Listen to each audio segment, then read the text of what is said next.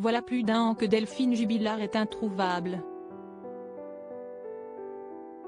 L'infirmière de 33 ans a disparu dans la nuit du 15 au 16 décembre 2020 à Cagnac-les-Mines, dans le Tarn.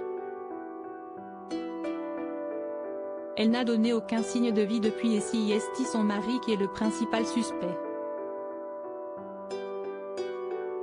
Rien n'allait plus dans leur couple et tous deux étaient en instance de divorce. Cédric Jubilard a été mis en examen pour homicide volontaire sur conjoint le 18 juin dernier et il est incarcéré à la prison de Toulouse-16 depuis. De nouvelles révélations le concernant ont été faites par Ronan Folgoas dans son dernier ouvrage intitulé Le mystère Jubilard, enquête au cœur d'une disparition, paru aux éditions Studio Fact le 17 mars dernier. Il a notamment évoqué le comportement du père de famille suite à son interrogatoire avec les gendarmes. D'après le journaliste, le principal suspect se serait dépêché d'aller acheter de la drogue. Selon ces informations, il était 23 h lorsque Cédric Jubilard a quitté la gendarmerie d'Albi. Il a d'abord contacté le frère de son épouse à qui il a affirmé son intention de reprendre le travail dès le lendemain. Sinon je vais encore perdre une journée de salaire. Et puis, de toute façon, je ne sers plus à rien pour les gendarmes, aurait-il indiqué.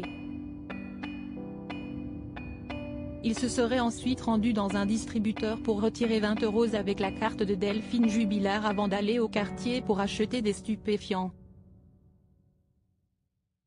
Un comportement qui fait beaucoup parler. Sa consommation de drogue, Cédric Jubilard ne l'a jamais cachée. Entendu devant la barre du palais de justice de Toulouse le 15 octobre dernier, il n'avait pas hésité à être très transparent.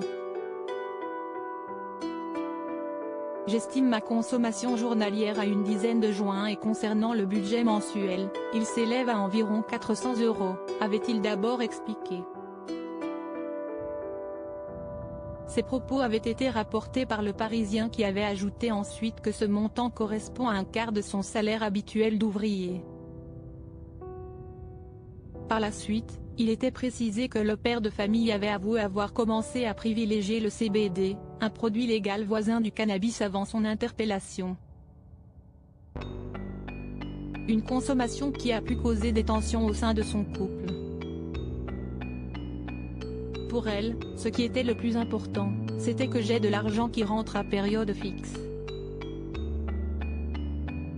Ça la gênait que je sois obligé de ponctionner sur le compte des petits ou sur son compte à elle, avait poursuivi le père de famille avant d'ajouter qu'il se servait parfois de la carte de son épouse.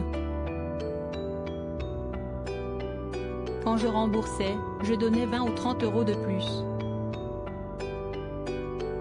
Je n'étais pas le méchant, j'étais l'homme bien au final.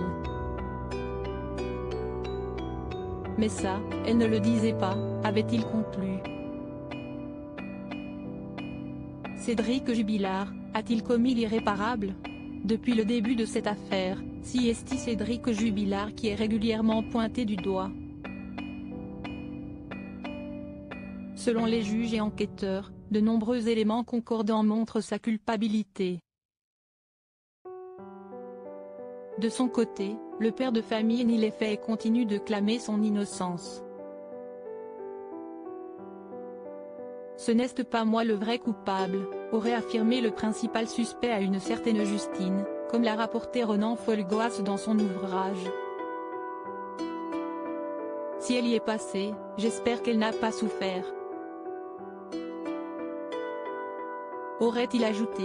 À ce jour, le corps de Delphine Jubilard reste introuvable et Cédric Jubilard est présumé innocent des faits qui lui sont reprochés.